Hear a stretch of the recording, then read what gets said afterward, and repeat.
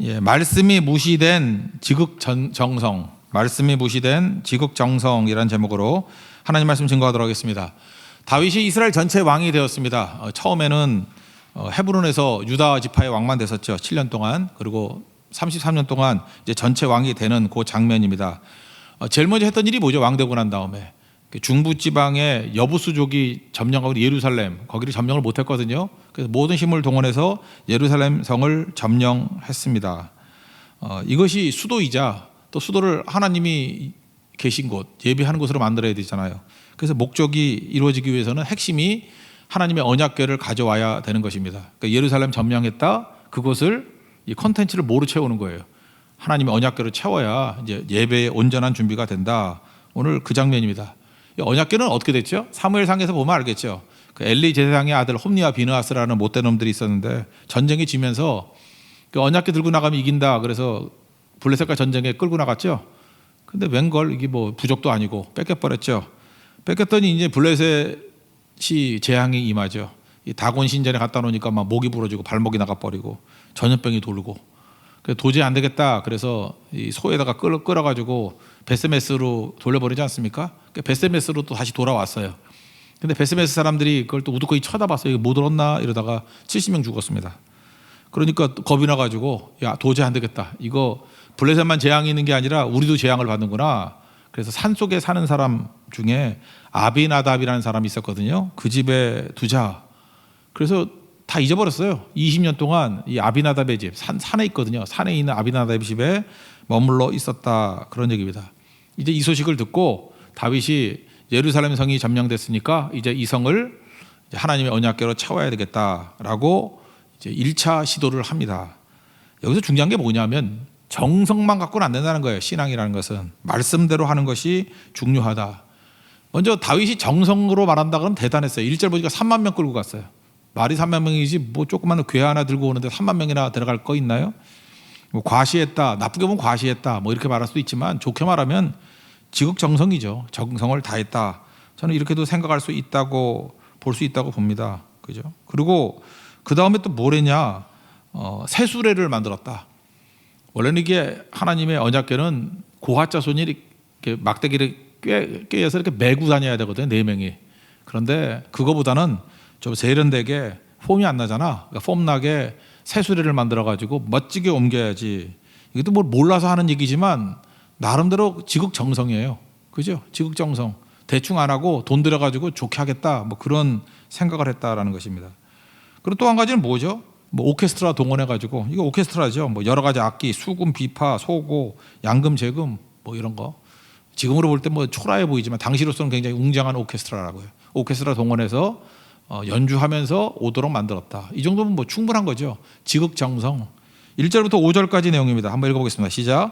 다윗이 이사야에서 뽑은 무리 3만 명을 다시 모으고 다윗이 일어나 자기와 함께 있는 모든 사람과 더불어 바알레 유다로 가서 거기서 하나님의 궤를 메어 오려 하니 그 궤는 그룹들 사이에 좌정하신 만군의 여호와의 이름으로 불리는 것이라. 그들이 하나님의 궤를 새 수레에 싣고 산에 있는 아비나답의 집에서 나오는데 아비나답의 아들 우사와 아효가 그 새 수레를 모니라.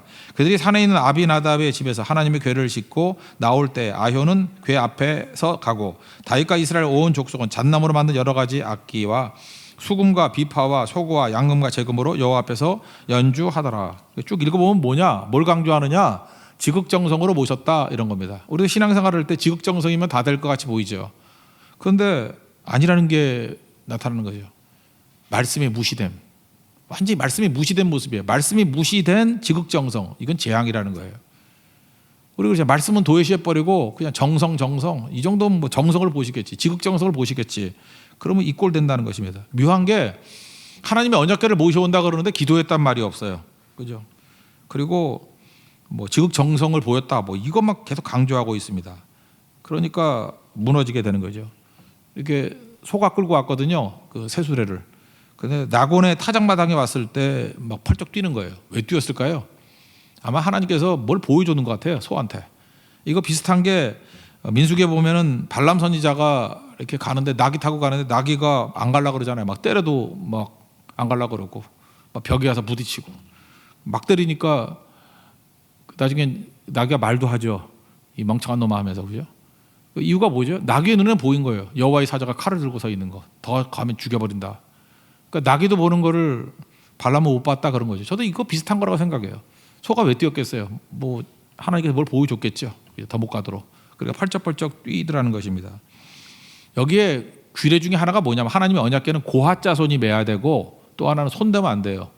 근데 우사가 손을 댔어요. 그래서 즉사합니다.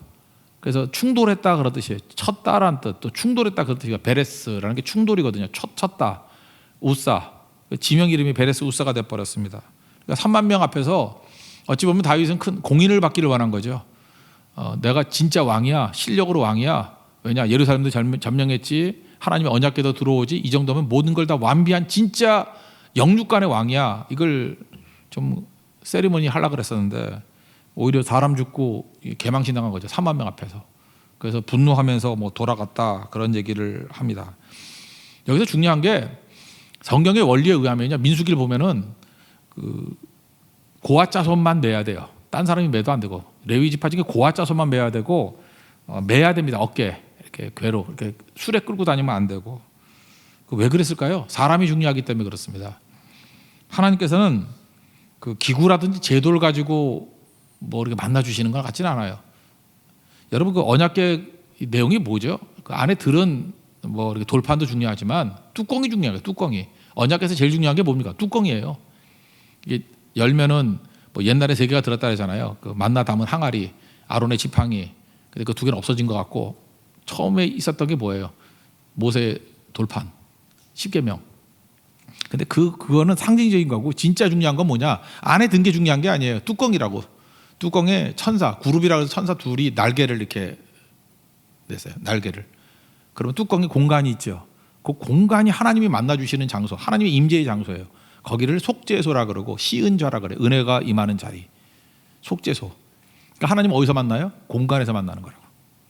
저는 약간 그런 의미를 둔 거예요. 우리 그 비대면 예배를 드릴 때 이렇게 찍은 거 보면은 그 찬양팀을 안 보여주죠. 저 그게 중요하다고 생각해요. 강대상 여기만 딱 보여주는 거야. 빈 강대상. 이게 사실은 속죄소 같은 의미거든요. 하나님이 임재하시는 곳. 그래서 하나님이 보내시는 종이 나와서 설교하고 곧 내려가는 거예요. 율동하는 사람 나와서 율동하고 곧 내려가는 거예요. 그러니까 하나님이 만나 주시는 곳. 그래서 공간에서 만나 주신다고. 그러니까 공간에서 누구를 만나요? 사람을 만나는 거라고. 그래서 하나님의 언약궤를 움직일 때는 뭐 기계적인 도구 뭐 이런 거 사용보다도 온전히 사람이 옮기기를 원하시는 거예요. 사람을 원하시는 거예요. 사람을. 그런 의미에서 여러분들 이제 전염병 다 끝나고 난 다음에 그럼 뭐 계속 비대면 예배를 드리는 것이 옳습니까? 그래서 약간의 문제가 있다고 생각을 해요. 하나님께서 사람과 사람이 만나는 걸 원하시거든요. 말세가 되면 모이기를 힘쓰는 자가 되라 그러잖아요. 만나야 되고 또 하나 하나님께서는 그래서 모르겠어요. 온라인으로도 임재해 주실지, 그죠? 뭐 피치 못할 상황에서 그렇겠지만 하나님 만나시는 원리 중에 하나가 뭐냐 하면은 사람과 사람이거든요. 부딪힘 현장에서 주님께서 그렇게 만나 주시겠다. 그래서 어찌 보면 세수레라는 의미가 이건 굉장히 다양한 것 같아요. 이 시대에서의 문명이 세수레잖아요. 이 시대의 문명의 이기를 통해 가지고 대충 쉽게 만나는 거, 그거를 주님 기뻐하지 않는다. 이렇게도 해석할 수 있다고 전 생각을 합니다. 그러니까 세수레에 옮기면 안 되고 반드시 힘들어도 또 약간 촌스러워도 또 약간은 좀 그 시대에 뒤떨어진 것 같이 보여도 하나님이 하라는 대로 사람이 매야 돼. 사람이. 예배도 그렇습니다. 사람이 와서 사람이 예배 드리는 거예요. 요즘에 예배가 너무 세련돼 가지고 뭐 오케스트라도 나오고 성가들도 멋있고 찬양팀도 뭐 전공한 사람끼리 모여서 막 하고 그것도 중요하지만 사실 중요한 게 사람이 찬양을 해. 사람이 그 변화받은 사람이 감동받은 사람이 그 사람의 찬양을 좋아하는 거지 그거 아닌 게 뭐가 그렇게 중요하겠습니까? 제 평생 그런 경험이 딱 한 번 있거든요. 어떤 부잣집에 초대를 받아 갔어요. 초대를 받아 갔는데 얼떨결에 우리 교육자들이 뭐 다 갔던 것 같아요. 그때 뭐 꽤 많이 갔던 것 같은데 굉장히 좋은 식당이었습니다.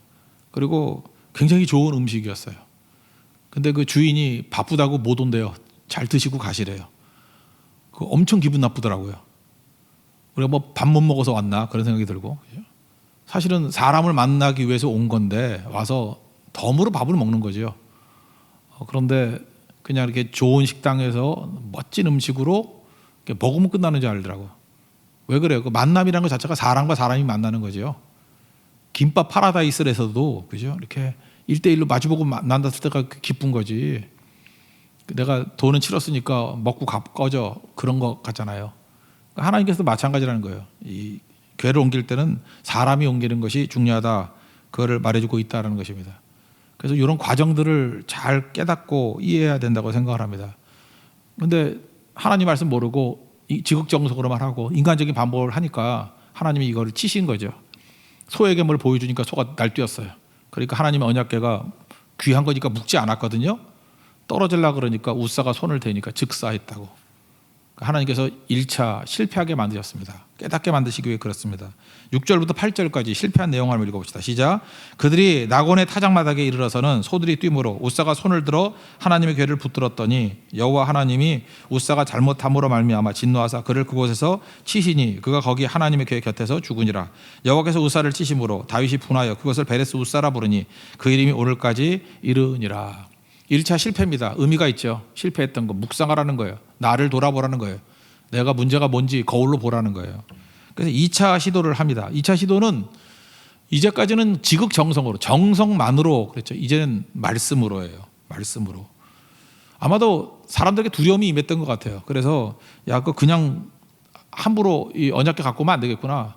언약궤 때문에 죽은 사람 많잖아요. 블레셋 끌고 갔다가 다곤 신전 박살났지, 전염병 돌아서 많이 죽었지. 그죠? 베스메스로 왔더니 베스메스 사람들이 쳐다보다가 못 들었나 쳐다보다 70명 죽었지. 그죠? 아비나답 집에서만, 산에 있는 아비나답 집에서만 20년 동안 별 문제 없었어요. 그러다가 또 다시 1차 예루살렘 성으로 가지고 올라 그러다가 우사가 죽잖아요. 베레스 우사. 그러니까 하나님의 언약궤를 잘못 건드면 죽는다예요. 그거 계속 말해주고 있잖아요. 너 죽을래? 이거예요. 죽을래? 그러니까 다윗도 겁이 나는 거예요. 뭣도 모르고 정성만으로 하다가 죽겠구나. 그래가지고 그 가까운데 서로 두려워서 안 가져가려고 그러니까 오베데돔 이름 뜻을 하면 에돔의 종이란 뜻이에요. 오베트가 종이거든요. 오베데돔 가드 사람이니까 블레셋에서 개종한 사람이에요. 초신자. 그러니까 하도 안 가져가니까 초신자의 집에 가져갔어요. 초신자의 집에 왜 가져갔을까요? 뭘 모르니까. 그지 뭐 죽는지 사는지 잘 모르니까 그냥 얼떨결에 에베데돔의 집에 갔다고. 근데 하나님께서 그 집에 복을 부어줬어요. 어떤 복인지 잘 모르겠지만 뭐 가정에 병 든 사람이 있으면 병이 다 나아버리고 가정의 문제가 다 해결돼 버리고 뭐 사업을 했는데 뭐 번창 가지고 100배 축복을 받고 또 뭐 있을까요? 뭐 하여튼 온갖 것이 막 잘 됐어요. 하여튼 복이 엄청 임했다고. 그래서 여기서 알게 된 게 뭐죠? 하나님의 언약궤가 재앙만을 갖고 오는 게 아니라 복을 갖고 오는 거구나. 복을 주시는 하나님의 통로구나. 근데 문제가 있었기 때문에 그렇구나. 요 정도를 깨닫게 됐다는 거예요. 그러니까 하나님께서 중간 과정을 통해서 메시지를 주시는 거죠. 11절과 12절 한번 읽겠습니다. 시작. 여호와의 궤가 가드 사람 오베데돔의 집에 석 달을 있었는데 여호와께서 오베데돔과 그의 온 집에 복을 주시니라. 어떤 사람이 다윗 왕에게 아뢰어 이르되 여호와께서 하나님의 궤로 말미암아 오베데돔의 집과 그의 모든 소유에 복을 주셨다 한지라. 다윗이 가서 하나님의 궤를 기쁨으로 메고 오베데돔의 집에서 다윗성으로 올라갈세.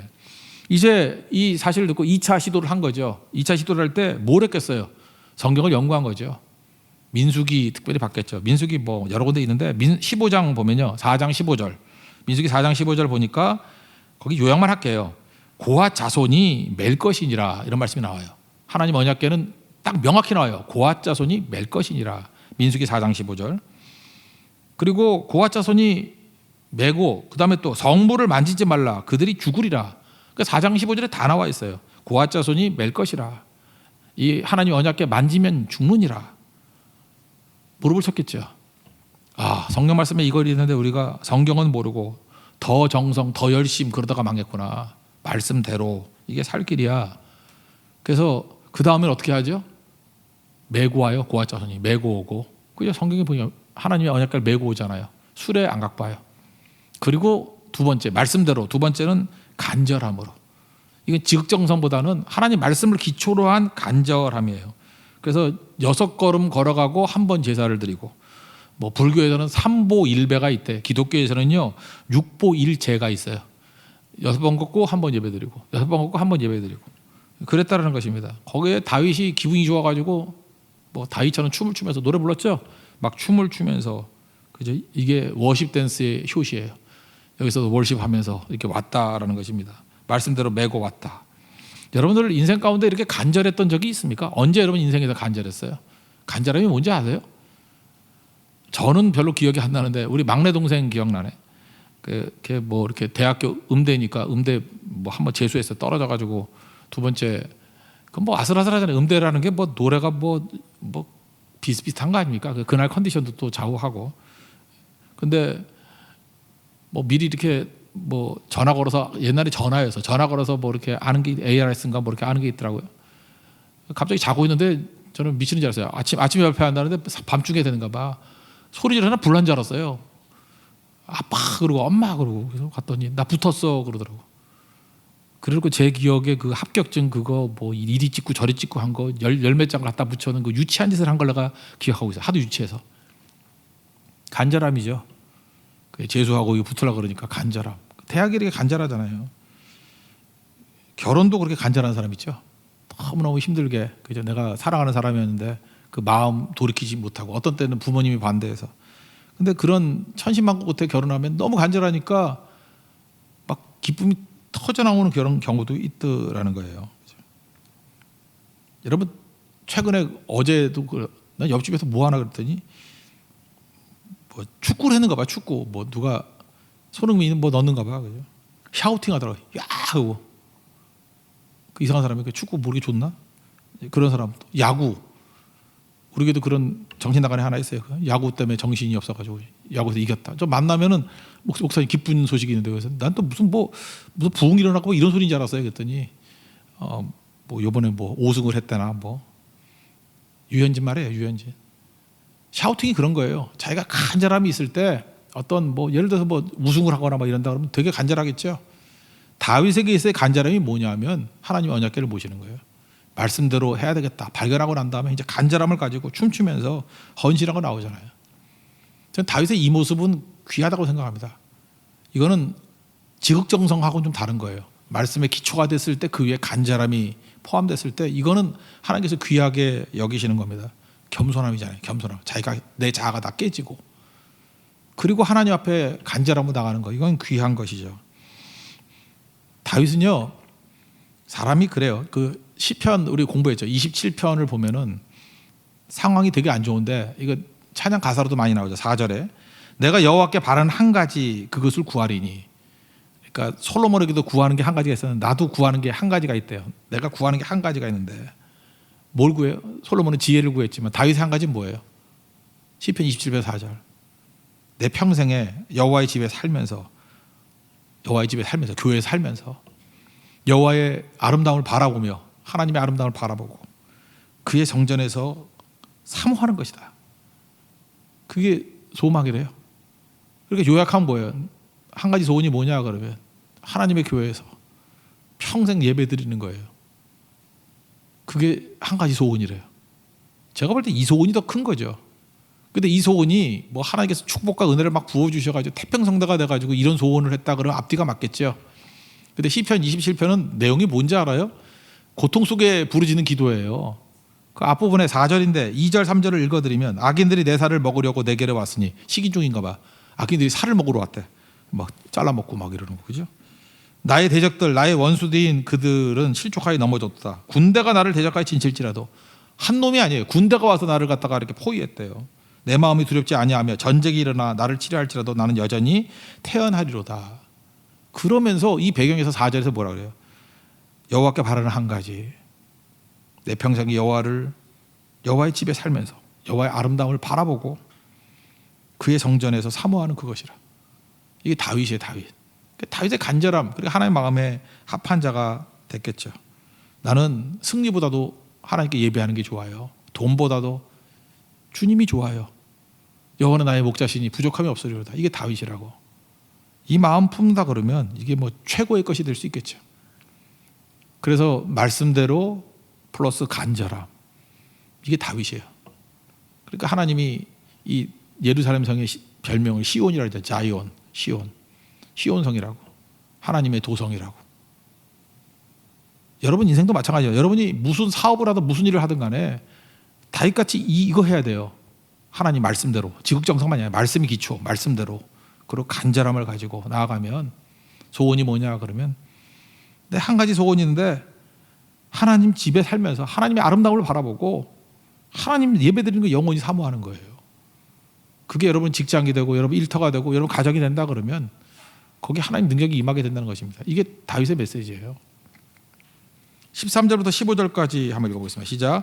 여호와의 궤를 맨 사람들이 6걸음을 가매 다윗이 소와 살찐 송아지로 제사를 드리고 다윗이 여호와 앞에서 힘을 다하여 춤을 추는데 그때 다윗이 배 에봇을 입었더라. 다윗과 온 이스라엘 족속이 즐거이 환호하며 나팔을 부르고 여호와의 궤를 메어 오니라.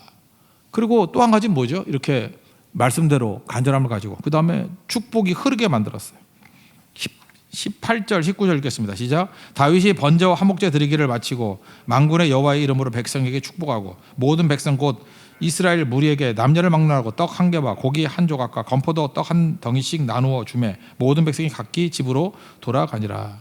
그러니까 받은 바 축복을 나누는 거, 흐름이 중요한 거죠. 흐름이. 이기주의자는 제일 약하다 그랬죠. 자기밖에 모르니까. 나에서 나로 뛰니까 제자리 뛰기지. 그러니까 파워가 안 나와요. 근데 여러분 자유가 뭐라 그랬어요? 진리를 알지니 진리가 너희를 자유케 하리라. 자유가 뭐예요? 갈라디아 5장 보니까 자유 이퀄 자유가 뭔지 모르면 이퀄 자녀됨. 그러니까 아버지의 자녀됨이에요. 영접하는 자 곧 그 이름을 믿는 자들에게는 하나님의 자녀가 되는 권세를 주셨으니 자녀로서 누리는 걸 자유라 그래요. 자녀는 어떻죠? 더 고생할 수도 있고 더 희생할 수도 있고 왜 아버지 회사를 위해서? 내 거니까. 그게 자유의 자유. 종놈의 특징은 뭐죠? 자유의 반대말이 종됨이거든요. 자녀됨의 반대말이니까 종됨. 종됨의 특징이 뭐예요? 이거 뭐 조건이죠. 뭘 돈 받아야 하는 거고 눈치 보고. 그러니까 자유는 자녀만이 누리는 게 자유예요. 지멋대로 하는 게 자유가 아니고 자녀됨으로써 할 수 있는 모든 것이 다 자유라고. 그러니까 주님께서 우리에게 자유를 주셨다 무슨 얘기예요? 자녀 삼으셨다 그런 얘기죠. 자녀로서 하나님을 부를 때가 뭐예요? 구약에서는 여호와라 부르고 신약에서는 아버지라고 부른다고. 자녀됨. 자녀됨의 특징이 뭐예요? 자기를 부인할 수 있어요. 자녀니까. 그래서 갈라디아서 5장에 보면은 이런 말씀이 나오잖아요. 형제들아 너희가 자유를 위하여 부르심을 입었다. 자녀이기 때문에. 그 자유로 육체의 기회를 삼지 말고. 육체의 기회가 뭐예요? 죄 지을 기회. 오직 사랑으로 서로 종으로 타라. 종이 종로로 타는 건 당연한 거죠. 당연의 세계에서 벗어나서 주인이 종로로 타면 이건 이상한 거죠. 그죠? 거기 파워가 나오는 거예요. 하나님이신데 우리를 위해서 주고 있어요. 스승인데 제자의 발을 씻겨요. 여기 파워가 나오는 거예요. 폭포같이. 우린 자녀거든요. 자녀됨의 권세가 뭐예요? 사랑으로 서로 종로로 사는 거예요. 그래서 파워가 나오는 거예요. 엄청난 파워가. 그러니까 우리가 부르심 받기 때문에 뭘 하는 거예요? 자기를 부인하고 자기 십자가를 지라. 이게 자녀됨의 파워예요. 여기에서 놀라운 능력이 나타난다는 것입니다. 다윗 보세요. 왕인데 나눠주잖아요. 축복을 나눠주잖아요. 흐르게 하잖아요. 내가 자녀기 때문에 아버지를 향해서 뛰는 거예요. 그러니까 멀리 있으니까 모멘텀이 생기잖아요. 이웃을 향해서 희생하는 거예요. 그러니까 힘이 생기잖아요. 내가 아니라 하나님을 향해서 이웃을 향해서. 그래서 파워가 생기는 거예요. 다윗이 그렇게 살았다는 거예요. 다윗의 2차 언약궤를 옮기는 거에 승리했던 이유, 말씀대로 간절함 그리고 받음의 축복을 흐르게. 이게 모든 예루살렘의 목적이라는 거예요. 시온의 목적이라는 거예요. 여기서 끝나버렸으면 좋겠는데 하나님의 은혜가 풍성히 임하니까 마귀가 가만두지 않죠. 이제 마귀의 공격이 있습니다. 부부싸움 대판하게 만든 거예요. 대판. 그러니까 여러분도 잊지 마세요. 오늘 이렇게 철야기도 끝나고 은혜 많이 받고 이제 조심해야 돼요. 집에 갈 때. 꼭 싸움 나요. 주일에도 마찬가지예요. 이렇게 예배 잘 드리고 은혜 많이 받은 날 차에서 싸우는 부부가 엄청 많아요. 그래서 그 부인이 자기 버리고 갔대. 그래서 고속도로에서. 그래서 막 전화 걸어가지고 어떻게 가야 돼? 길 물어보고 뭐 이런 거 내가 몇 번 경험이 있어요. 그러니까 은혜 받을수록 조심해야 돼요. 은혜 쏟지 않도록. 다윗이 이런 큰 승리, 큰 은혜, 예루살렘 되게 만드는, 예루살렘이 지금도 전 세계적으로 가치 있는 도시 아니에요? 그 예루살렘이 온전하게 됐던 이유가 언약궤 들어갈 때거든요. 그때부터 진짜 예루살렘이에요. 그 이날이 보통 날이 아니잖아요. 어마어마한 날이잖아요. 그래서 말씀대로 간절함을 가지고 축복이 흐르게 만들고 모든 게 완성돼서 돌아왔는데 이제 집에서 문제가 생긴 거라고. 집에서 아내가 미갈인데 미갈이 문제가 된 거죠. 여기서 알 수 있는 게 뭐죠?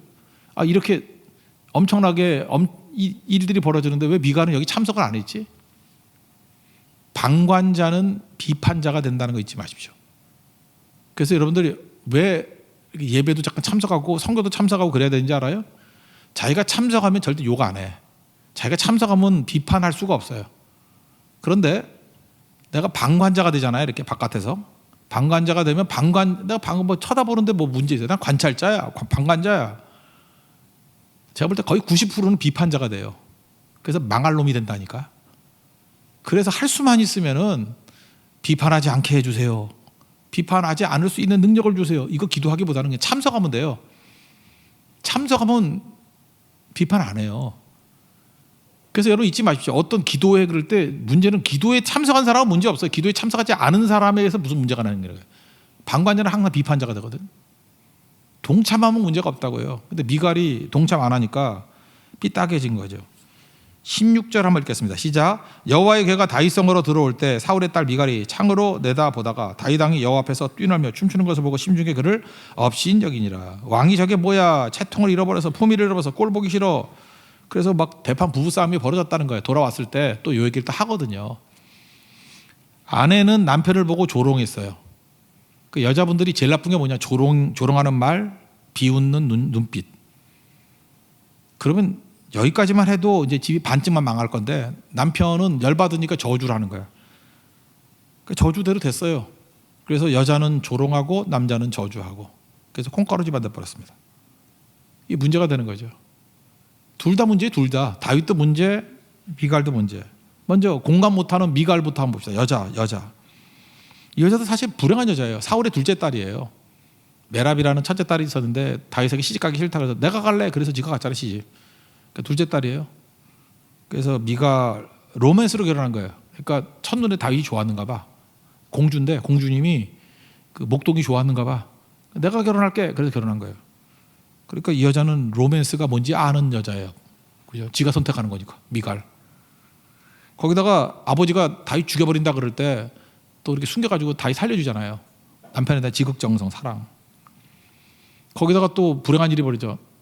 다윗이 도망다니니까 강제로 결혼시켜서 이혼시켜가지고 다른 남자 발데일이라는 남자하고 재혼했어요. 17년을 살았어. 다윗하고 잠깐 살다가 그 다음에 발데일하고 또 결혼해서 살았어요. 그러다가 다시 다윗이 조건이 그거였죠.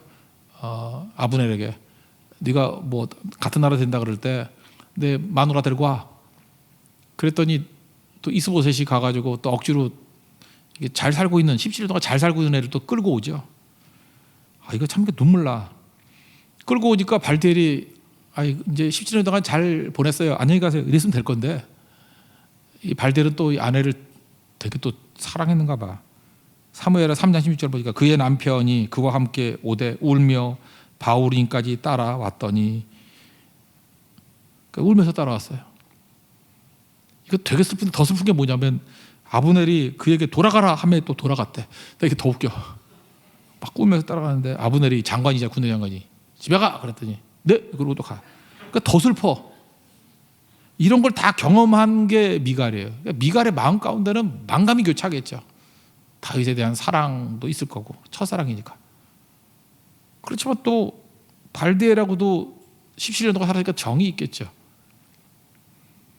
근데 또 그 억지로 헤어진 거 아니에요. 끌고 올 때 그 남편 발디엘의 모습을 보니까 막 울면서 미갈 이러면서 울면서 따라오는데 또 아브넬 욕 먹고 네 하고 가는 거 보니까 슬픈 거죠. 상처, 수치, 또 뭐죠? 기구한 운명. 사람이요 이렇게 상태가 안 좋으면은 이게 속에 독이 있거든요. 그럼 이런 독들을 하나님의 은혜 안에 해소를 하고 기도하고 좀 그래야 되는 건데 이게 아니면요 독이 나오는 거예요. 이 여자분은 독이 좀 있다고 생각해야 돼요. 독이 있을 때 특징은 말을 하지 말아야 되는데 자기 속에서 막 도끼가 있으니까 말을 해야 시원하거든. 그래서 말을 해서 시원해져서 망치는 거예요, 인생. 막 쏟아붓는 거예요. 막 그걸 잔소리라 그럴 수도 있고 말하지 말아야 되는데 표현하지 않아야 되는데. 그래서 여기 형제들도 뭐 자매들도 마찬가지지만 결혼할 때 이렇게 외모만 보고 결혼하잖아요. 결혼하고 사실은 그 사람의 상처까지도 사랑해 준다고 말로는 그러지만 그 뭔지도 모르고 그러는 거지. 한번 결혼해서 살아봐. 그러면 누구나 그 속에 있는 상처들이 있거든요. 그 상처에서 나오는 도끼가 만만치 않을 걸. 다 누구나 미갈 같은 요소들이 있어요, 다. 그러면 서로 조심을 해야 돼. 도끼가 좀 많은, 그러니까 불행하게 산 사람일수록 도끼가 많아. 이게 하나님 안에서 이게 해소가 안 되면은 이게 주기마다 나와, 이 독이. 그러면 남자가 아주 건강하면 받아주면 돼, 그냥 계속 받아주면. 물론 뭐 이쪽은 시커멓게 되겠지, 독에 묻어가지고 얼룩걸룩 되겠지만, 그래도 건강하면 또 살아남아. 아니면 같이 예배를 드리든지 뭐 같이 성교를 가든지. 근데 이게 쉽게 해소가 되는 게 아니에요. 근데 여자가 상태가 안 좋고 브레이크가 안 걸려서 계속 이게 독을 품어내면 같이 살 남자 없어요. 못 살아요. 불행해지는 거지.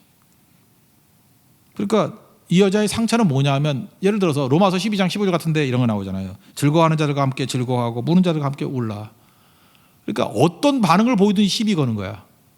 그 직골에 안 맞는 거예요. 그래서 뭐가 그리 좋아? 맨날 이래. 웃으면 뭐가 그리 좋아? 나 없이도 좋아? 이러고. 그죠? 뭐 웃으면 왜 웃어? 이러면 할 말이 없잖아요. 왜 웃어? 울면 또 왜 울어? 그러고. 네가 울 자격이나 있어? 이러면서 막 지 독이 막 나오는 거예요. 그 독이거든요, 독. 상처 때문에 나오는 독. 공격적이 되고 험한 말하고 독설하고.